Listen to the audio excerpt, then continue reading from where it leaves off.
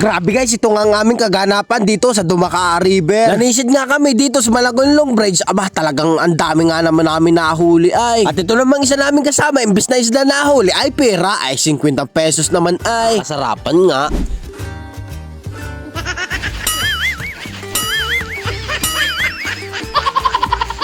At dito nga, naglulusong na kami dito sa ilalim ng Malagonlong Bridge. Nadulas pa nga dyan si Maki Vlog.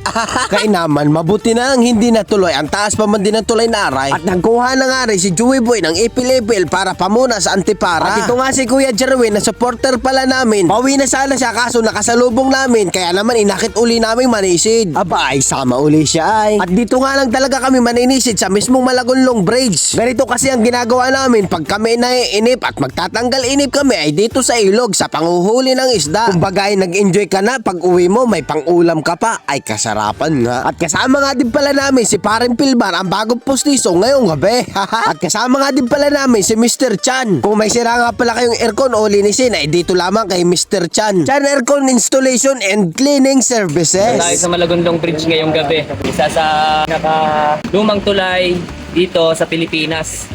At sa mga oras na to ay nagsimula na nga sila manisid. At paglingon ko dito sa kabilang side, aba ang ganda ng pisto ni Pasaway na mundo. At nakahuli nga agad si Paring Pilmar ang bagong postiso ngayong gabi. At si Kuya Jerwin naman 50 pesos ang nahuli. Aba ay kasarapan nga, may pambili na.